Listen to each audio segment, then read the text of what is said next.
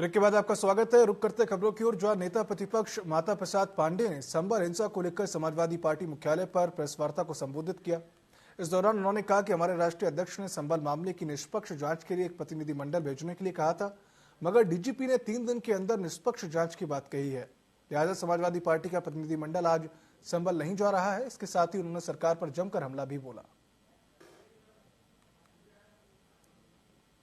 इस तरह से घटनाएं क्यों हो रही है आप जानते हो। आप ये भी जान लो कि जब वहाँ मंदिर मस्जिद का विवाद चला था तो 1991 में तत्कालीन प्रधानमंत्री पीपी नरसिम्हा राव से अगुवाई वाली कांग्रेस सरकार के कार्यकाल में प्लेसेज ऑफ वर्शिप एक्ट यानी पूजा स्थल का कानून पारित हुआ था। इसमें स्पेशल प्रोविजन में बताया गया था।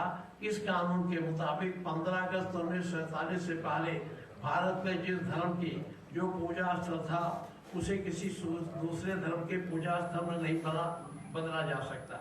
अगर कोई ऐसा करने का प्रयास करता है तो उसे 3 साल की जेल और जुर्माना हो सकता है। इस कानून में यह भी प्रावधान का कि दूसरे धर्म के कब्जे के सबूत मिलने पर भी कोई कार्रवाई नहीं की जा सकती। हालांकि अयोध्या में राम मंदिर के मामले को इस दायरे से बाहर रखा गया। ये कानून जब ऑलरेडी पहले से मौजूद है तो इस तरह से या तो इस कानून को बदल लेते, पार्लियामेंट से कानून को बदल के तब इस तरह की कार्रवाई करते, लेकिन ये किसी बात का ये अधिनायकवादी सरकार है, इसलिए अपने मनमानी ढंग से काम करती है। न किसी कानून को मानती है न संविधान को मानती है।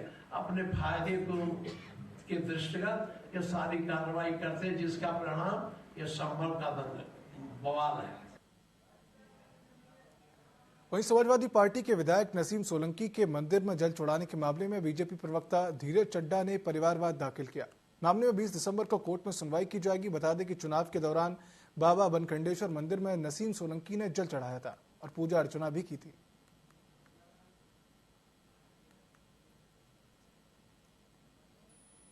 नसीमा सोलंकी के खिलाफ परिवाद दाखिल किया है। उन्होंने हमारे मंदिर में जा करके बाबा की शिवलिंग पे जल चढ़ाया, उसको अपने गंदे हाथों से छुआ, स्पर्श किया, जबकि ये मांस खाती हैं। इनके यहाँ सवेरे मांस का नाश्ता किया जाता है। उन्होंने हमारे बाबा को अछूत कर दिया। मैं इससे बहुत आहत हूं, इसलिए मैंने आज परिवादवाद दाखिल किया है माननीय न्यायालय के समक्ष। इधर इन सबके इतर हिंदू राष्ट्र की मांग को लेकर बागेश्वर धाम के पीठाधीश्वर धीरेन्द्र कृष्ण शास्त्री सनातन हिंदू एकता पदयात्रा निकाल रहे हैं। इस यात्रा में संजय दत्त भी शामिल हुए। इस पदयात्रा के दौरान उन्होंने पंडित धीरेन्द्र कृष्ण शास्त्री के साथ चाय की चुस्की ली। वहीं संजय दत्त को देखने के लिए हजारों लोगों की भीड़ वहां पड़ी।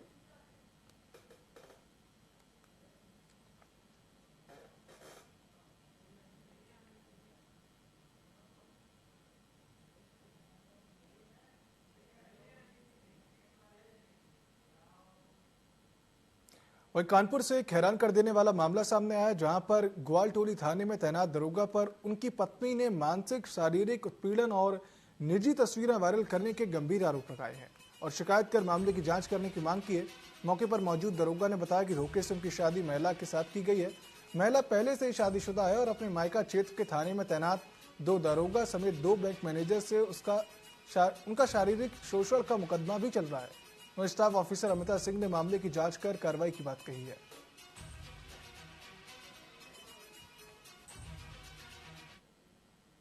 मैंने ये कंप्लेन कराई है, मेरे साथ भी इसने ऐसा ही किया। मैं हरासमेंट विक्टिम थी। इसने मेरे साथ दोस्ती बढ़ाई। मेरा पास सुनने के बाद मुझे ब्लैकमेल करना शुरू कर दिया। ब्लैकमेल करके मुझसे 14.5 लाख रुपए इसने लिए।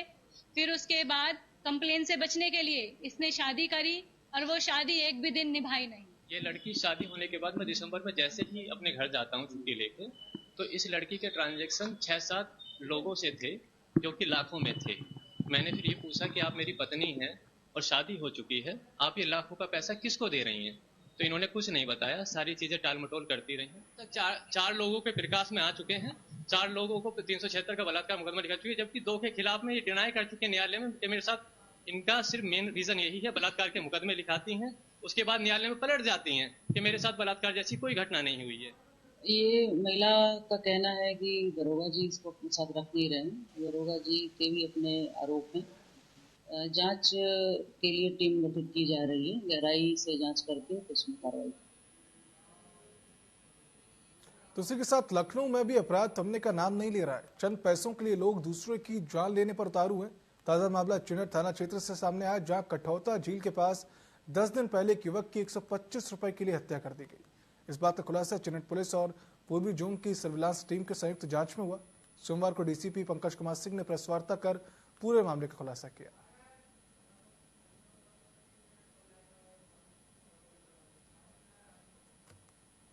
थाना चिनहट में दिनांक 13 नवंबर 2024 को कठौता झील के पास एक डेड बॉडी मिली थी, जिसकी शिनाख्त फरीद अनवर निवासी इंदिरा नगर के रूप में हुई थी। इनका पोस्टमार्टम प्राप्त कर इनके परिजनों से दलील प्राप्त कर थाने पर अभियोग पंजीकृत किया गया था। 2 अभियोग प्रकाश में आए। ये दोनों साले और बहनोई हैं। एक का नाम है सूरज, एक का नाम है उद्देश्य। सूरज पे पहले से भी 2 मुकदमे हैं। ये इन पर आपराधिक इतिहास है। ये पहले से भी अपराध में संलिप्त रहा है। इनसे पूछताछ की गई। ये मृतक जो था ये इनको मिला। इन्होंने शराब पिलाया और उसको और शराब पिलाने का एलोरमेंट देके इसको कठौता झील की तरफ लेके गए, और जहां उसके पास एक छोटा सा बैग था, उनमें से इनका छोटा सा बैग देख के इन्हें लगा शायद इनके पास कुछ पैसा होगा जिसको लूट लेंगे ये, और उस बैग को छीनने का प्रयास किया। उस बैग में इनको बहुत ज़्यादा पैसे नहीं मिले, 125 रुपये ही मिले, और ये उससे मारपीट होने लगी। उसकी बेल्ट उसने छीन ली। बेल्ट से मारपीट कर रहे थे, और ये मृतक को इन दोनों ने ओवर पावर कर लिया था। फिर उसी बेल्ट से उसका गला कस के वहाँ छोड़ दिया, जिससे कि उसकी मृत्यु हो गई। इस आधार पर इनको गिरफ्तार किया गया और इनको जेल भेजा जा रहा है।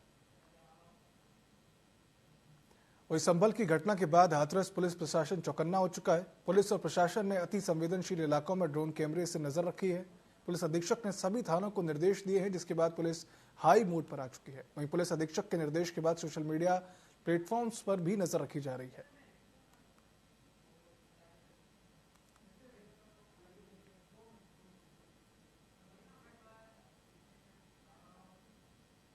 कानपुर में 150 साल पुराना ऐतिहासिक गंगा पुल का एक हिस्सा मंगलवार सुबह गंगा नदी में बह गया।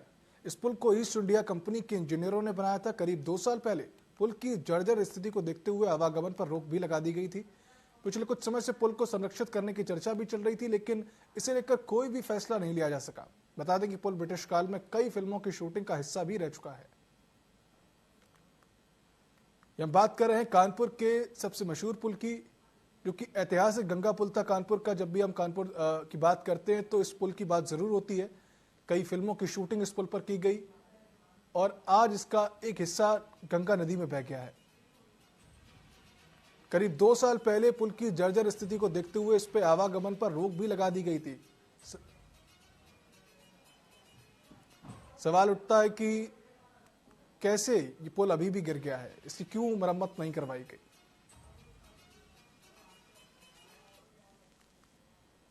वहीं बदायूं में यातायात माह के समापन के दौरान स्कूली बच्चों को यातायात के नियम समझाए गए। स्कूल के छात्र छात्राओं ने रैली निकालकर लोगों को यातायात नियमों के बारे में जागरूक किया। सदर विधायक महेश चंद्र गुप्ता, डीएम और एसएसपी ने हरी झंडी दिखाकर रैली को रवाना किया। इस दौरान बाइक सवारों को हेलमेट बांटा गया। वहीं पुलिस लाइन में यातायात माह का समापन किया गया।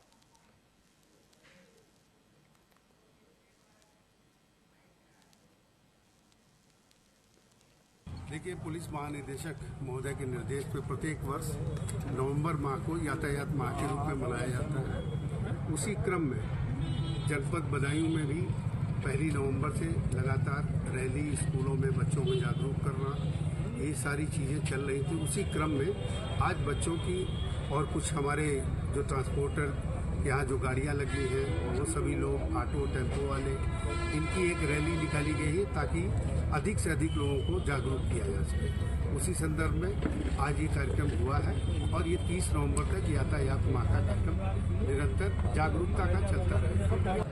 आज जो है यातायात माह के अवसर पर बच्चों को मुख्य रूप से जागरूक किया गया है, क्योंकि जागरूकता ही एक ऐसी चीज़ है कि वो जब कोई व्यक्ति जागरूक हो जाते हैं, बच्चे जागरूक हो जाते हैं, तो परिवार में और लोगों को समझाते हैं कि वास्तव में बगैर हेलमेट के या जो सीट बेल्ट नहीं होती है, जब दुर्घटना घटती है, और मैं कहता हूँ एक व्यक्ति जब खत्म होता है, उससे कई घर प्रभावित होते हैं। वो उसका घर प्रभावित, रिश्तेदार प्रभावित, कई लोग जब प्रभावित होते हैं तो बहुत बड़ा इससे हादसा होता है, बहुत बड़ा दुख भी होता है। और इन बच्चों में सब में जागरूकता की जा रही है।